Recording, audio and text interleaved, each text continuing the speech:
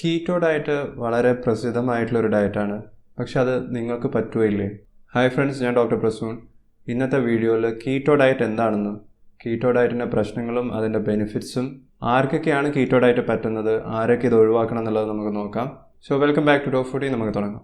Keto ഡയറ്റിലേക്ക് കിടക്കുന്നതിന് മുമ്പേ നമ്മളെല്ലാവരും കഴിച്ചുകൊണ്ടിരിക്കുന്ന സാധാരണ ഭക്ഷണം, അതിനെക്കുറിച്ച് ആദ്യം ഒന്ന് പറയാം. നമ്മൾ കഴിക്കുന്ന ബ്രേക്ക്ഫാസ്റ്റ് ആവട്ടെ, ലഞ്ച് ആവട്ടെ, രാത്രിത്തെ ഭക്ഷണമാവട്ടെ, നിങ്ങളൊരു ദിവസത്തെ ഭക്ഷണം നോക്കുകയാണെങ്കിൽ അതിൽ ഏറ്റവും കൂടുതൽ നമുക്ക് ഊർജ്ജം കിട്ടുന്നത് കാർബോഹൈഡ്രേറ്റ്സിൽ നിന്നാണ്. കാരണം നമ്മളെല്ലാവരും കഴിക്കുന്ന ഭക്ഷണത്തിൽ ഏറ്റവും കൂടുതൽ കാർബോഹൈഡ്രേറ്റ്സ് ആണ് അടങ്ങിയിരിക്കുന്നത്. ഏകദേശം 60 മുതൽ 70% വരെ. കാർബോഹൈഡ്രേറ്റ്സ് ഡൈജസ്റ്റ് ചെയ്ത് കഴിഞ്ഞാൽ ഗ്ലൂക്കോസ് മോളിക്യൂൾസായി മാറും. ഈ ഗ്ലൂക്കോസിൽ നിന്നാണ് നമുക്ക് ആവശ്യമുള്ള എനർജി കിട്ടുന്നത്. ഇനി നമ്മളെല്ലാവരും സ്ഥിരമായി റെഗുലറായി കഴിച്ചുകൊണ്ടിരിക്കുന്ന ഭക്ഷണത്തിൽ കാർബോഹൈഡ്രേറ്റ്സ് മാത്രമല്ല, അതിൽ പ്രോട്ടീൻസും ഉണ്ട്. സാധാരണ രീതിയിൽ 20 മുതൽ 30% വരെയാണ് പ്രോട്ടീൻസ് ഉണ്ടാവാറ്. അത് അത്യാവശ്യം ഹെൽത്ത് കോൺഷ്യസ് ആയിട്ട് ഭക്ഷണം കഴിക്കുന്നവരുടെ കാര്യമാണ്. അല്ലാത്തവരുടെ കാര്യത്തിൽ പ്രോട്ടീൻ്റെ അളവ് അതിലും കുറവായിരിക്കും, 20%-ലും കുറവായിരിക്കും. ഇനി ഫാറ്റ് അടങ്ങിയിരിക്കുന്നത് സാധാരണ ഭക്ഷണത്തിൽ 10 മുതൽ 20% വരെയൊക്കെയാണ്. ഫാറ്റ് കൂടുതലായിട്ടും നമ്മൾ ഉപയോഗിക്കുന്ന കുക്കിംഗ് ഓയിലിലും നോൺ വെജിറ്റേറിയൻ ഭക്ഷണത്തിലും ഡയറി പ്രൊഡക്ട്സ്, അതായത് മിൽക്ക്, ബട്ടർ, ഗീ, ഇതിലൊക്കെയാണ് കൂടുതലായിട്ടും ഫാറ്റ് അടങ്ങിയിരിക്കുന്നത്. ഇനി പ്രോപ്പറായിട്ടുള്ള കീറ്റോ ഡയറ്റ് എന്താണെന്ന് പറയാം. കീറ്റോ ഡയറ്റ് എന്ന് പറഞ്ഞാൽ കീറ്റോജനിക് ഡയറ്റിൻ്റെ ഷോർട്ട് ഫോമാണ്.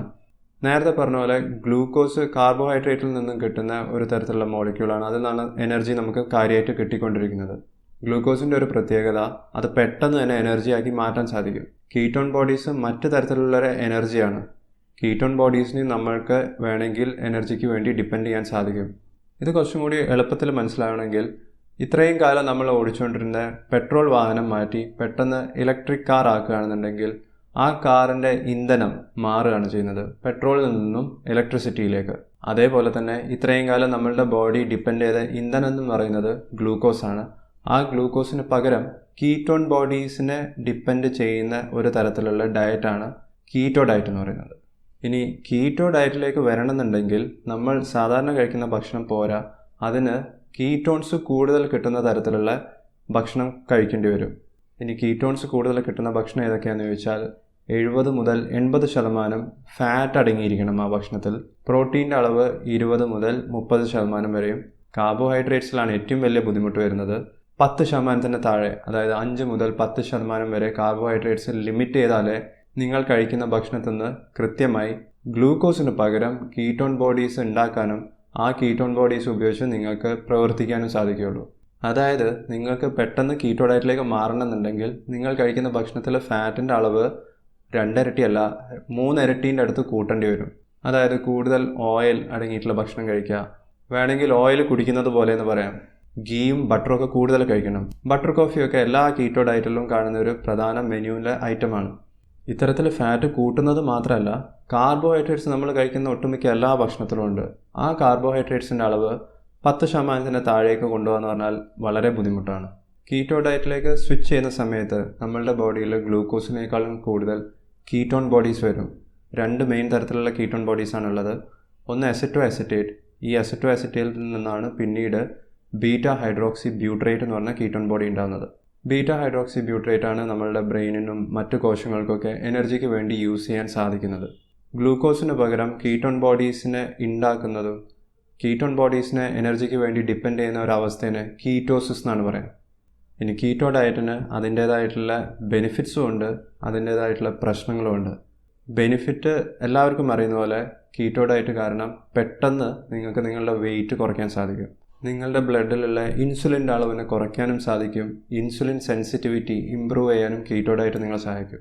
ഇനി കീറ്റോ ഡയറ്റ് എല്ലാവർക്കും പറ്റുന്നൊരു ഡയറ്റല്ല, പക്ഷേ ചില ആൾക്കാർക്ക് നല്ല രീതിയിൽ വർക്ക് ചെയ്യുന്നൊരു ഡയറ്റാണ് കീറ്റോ ഡയറ്റ് എന്ന് പറഞ്ഞാൽ. ആർക്കൊക്കെയാണെന്ന് ചോദിച്ചു കഴിഞ്ഞാൽ കീറ്റോ ഡയറ്റിൻ്റെ ഹിസ്റ്ററി ഒന്നും നമ്മൾ നോക്കുന്നത് നല്ലതാണ്.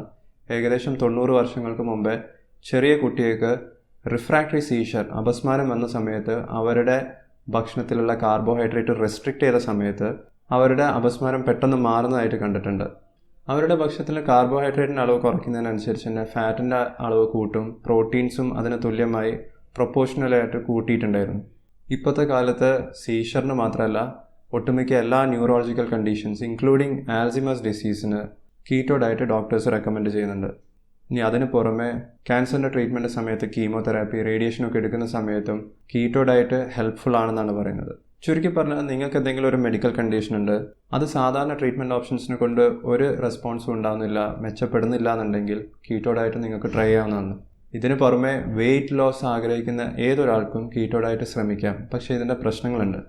ഇനി ആരൊക്കെയാണ് കീറ്റോ ഡയറ്റ് ചെയ്യാൻ പാടില്ലാത്തതെന്ന് ചോദിച്ചു കഴിഞ്ഞാൽ ആദ്യമായിട്ട് പറയാനുള്ളത് പ്രമേഹ രോഗികളാണ്. പ്രത്യേകിച്ചും അവർ ഇൻസുലിൻ പോലത്തെ ഗ്ലൂക്കോസിൻ്റെ അളവ് കുറയ്ക്കുന്ന മരുന്ന് എടുക്കുന്നുണ്ടെങ്കിൽ, അല്ലെങ്കിൽ രക്തത്തിലുള്ള ഗ്ലൂക്കോസിൻ്റെ അളവ് നല്ല രീതിയിൽ കുറയ്ക്കുന്ന ഓറൽ ഹൈപ്പോഗ്ലൈസിമിക് ഏജൻറ്റ്സ്, അത് ടാബ്ലറ്റ്സ് ആവാം, അത് കഴിക്കുന്നുണ്ടെങ്കിൽ ഇത്തരം പേഷ്യൻസൊക്കെ അവർ പെട്ടെന്ന് കീറ്റോ ഡയറ്റിലേക്ക് മാറിക്കഴിഞ്ഞാൽ അവരുടെ രക്തത്തിലുള്ള ഗ്ലൂക്കോസിൻ്റെ അളവ് പെട്ടെന്ന് കുറഞ്ഞു പോകാം. ഇതിനെ നമ്മൾ ഹൈപ്പോഗ്ലൈസീമിയ എന്ന് പറയും. അപ്പോൾ പ്രമേഹ രോഗികൾക്ക് കീറ്റോ ഡയറ്റ് ചെയ്യാൻ പറ്റില്ല എന്നല്ല, ചെയ്യുന്ന സമയത്ത് ഒരു ഡോക്ടറിൻ്റെ അഡ്വൈസ് നിർബന്ധമായിട്ടും വേണ്ടതാണ്.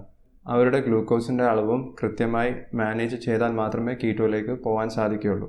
കീറ്റോ ഡയറ്റ് കംപ്ലീറ്റ് ആയിട്ട് അവോയ്ഡ് ചെയ്യേണ്ടത് നിങ്ങൾക്ക് ഓൾറെഡി ലിവർ ഫെയിലിയർ ഉണ്ടെങ്കിൽ, ലിവർ എങ്ങനെയാണോ വർക്ക് ചെയ്യേണ്ടത് ആ രീതിയിൽ വർക്ക് ചെയ്യുന്നില്ല, ലിവർ സിറോസിസിൻ്റെ ലാസ്റ്റ് സ്റ്റേജ്, ഇത്തരം പേഷ്യൻസ് അവോയ്ഡ് ചെയ്യണം.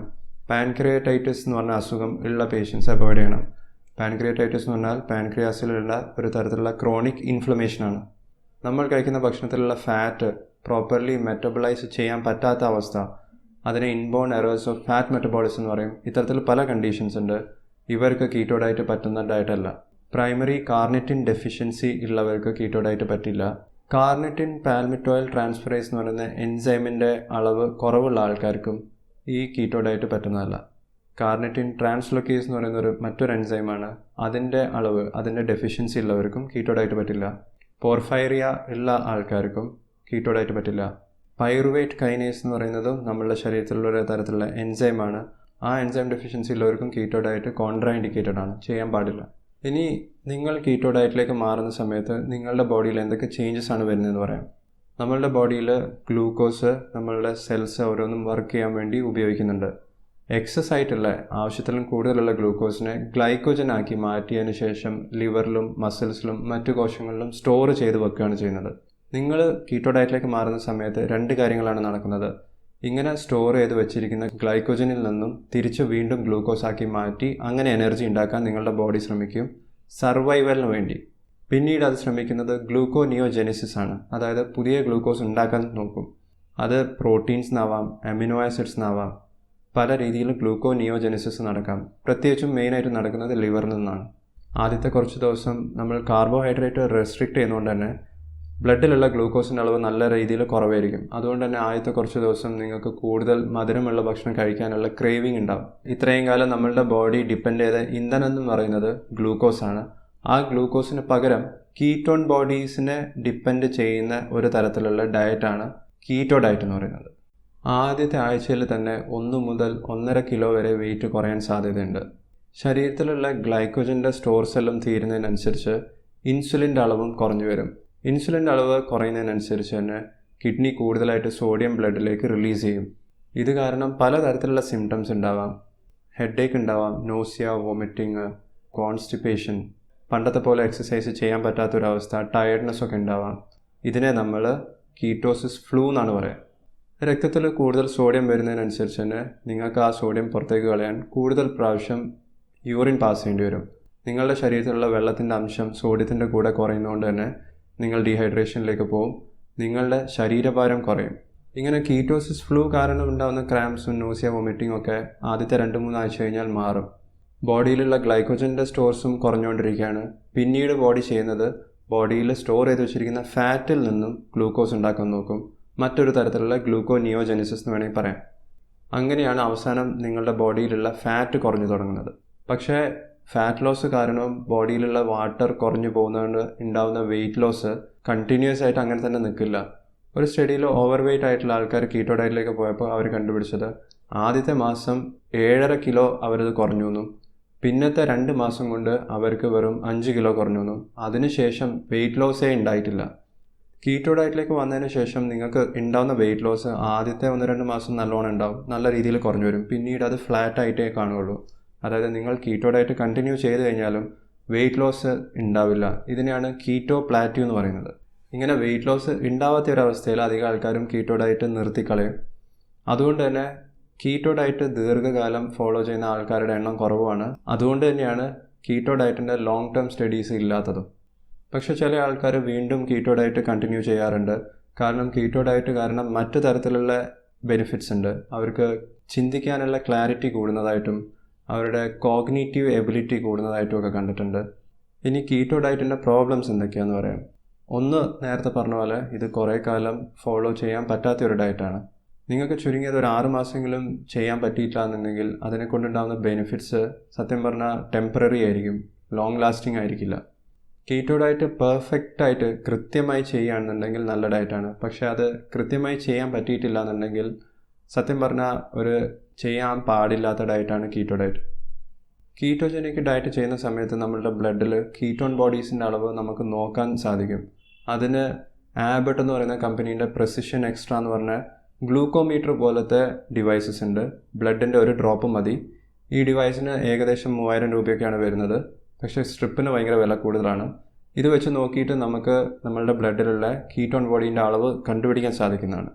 ഇനി ഈ ഡിവൈസ് കൂടാതെ വീട്ടിൻ്റെ അടുത്തുള്ള ഏതെങ്കിലും ലാബിൽ പോയി കഴിഞ്ഞാൽ സിമ്പിളായിട്ടുള്ളൊരു ബ്ലഡ് ടെസ്റ്റ് ചെയ്തിട്ടും ബ്ലഡിലുള്ള കീറ്റോൺ ബോഡീൻ്റെ അളവ് കണ്ടുപിടിക്കാൻ സാധിക്കുന്നതാണ്. ഈ ടെസ്റ്റിന് ഏകദേശം 300 റുപ്പീസൊക്കെ അവർ ചാർജ് ചെയ്യുള്ളൂ. കീറ്റോ ഡയറ്റിൻ്റെ മറ്റൊരു പ്രശ്നം, കൂടുതൽ ഫാറ്റ് കഴിക്കുന്ന അധികം ആൾക്കാർക്കും പാലറ്റബിൾ അല്ല, ടേസ്റ്റ് ചിലപ്പം ശരിയായിന്ന് വരില്ല. അത്രയും കൂടുതൽ ഫാറ്റ് നമ്മൾ ഓരോ ദിവസവും കഴിച്ചു കഴിഞ്ഞാൽ അത് പ്രോപ്പറായിട്ടുള്ള കീറ്റോ ഡയറ്റായി മാറുള്ളൂ. വേറൊരു വലിയ പ്രശ്നം, നമ്മൾ കഴിക്കുന്ന ഒട്ടുമിക്ക എല്ലാ ഭക്ഷണത്തിലും കാർബോഹൈഡ്രേറ്റ്സ് വരുന്നുണ്ട്. നമ്മൾ പോലും വിചാരിക്കാത്ത ഭക്ഷണത്തിൽ ചിലപ്പം മധുരം ഉണ്ടാവാം. ഇനി മധുരം ഇല്ലാത്ത ഭക്ഷണത്തിലും കാർബോഹൈഡ്രേറ്റ്സ് അടങ്ങിയിട്ടുണ്ട്. അത് കീറ്റോ ഡയറ്റ് ചെയ്യുന്ന അധികം ആൾക്കാർക്കും അറിയില്ല. അന്നപ്പോൾ അവർ അറിയാതെ 10% കൂടുതൽ കാർബോഹൈഡ്രേറ്റ്സ് കഴിക്കുന്നുണ്ട്. കീറ്റോ ഡയറ്റ് ചെയ്യുന്ന സമയത്ത് ഫ്രൂട്ട്സ് കഴിക്കാൻ പാടില്ല, കാരണം ഫ്രൂട്ട്സിൽ ഏറ്റവും കൂടുതൽ കാർബോഹൈഡ്രേറ്റ്സ് ആണ് വരുന്നത്. ഇങ്ങനെ ഇടയ്ക്കൊക്കെ കാർബോഹൈഡ്രേറ്റിൻ്റെ അളവ് കൂടിപ്പോയി കഴിഞ്ഞാൽ പ്രോപ്പറായിട്ട് കീറ്റോസിസ് നടക്കില്ല.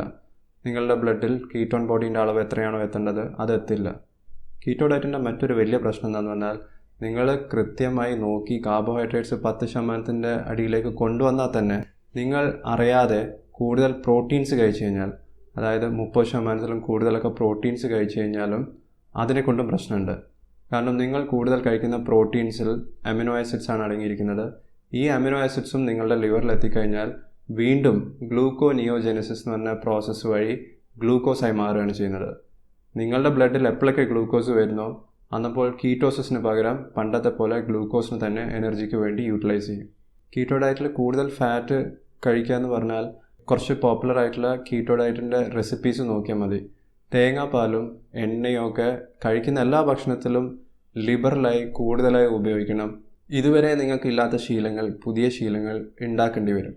ഇനി നിങ്ങൾ പെർസെൻറ്റേജൊക്കെ ഏകദേശം കറക്റ്റായി നിങ്ങൾക്ക് കാർബോഹൈഡ്രേറ്റ്സ് കുറയ്ക്കാൻ പറ്റുന്നുണ്ട്, പ്രോട്ടീൻസ് 25% കുറച്ച് നിർത്താൻ പറ്റുന്നുണ്ട്, ഫാറ്റ്സ് കഷ്ടപ്പെട്ടിട്ടാണെങ്കിലും കൂടുതൽ കഴിക്കാൻ പറ്റുന്നുണ്ടെങ്കിൽ പോലും നിങ്ങളുടെ ബോഡി തീരുമാനിക്കുകയാണ് നിങ്ങൾക്ക് കീറ്റോൺ ബോഡീസ് വേണ്ട, വളരെ കുറച്ച് കിട്ടുന്ന കാർബോഹൈഡ്രേറ്റ്സിൽ നിന്നും തന്നെ എനർജി എടുത്താൽ മതിയെന്ന് നിങ്ങളുടെ ബോഡി വിചാരിക്കുകയാണെന്നുണ്ടെങ്കിൽ അന്നപ്പോഴും പ്രശ്നമാണ്.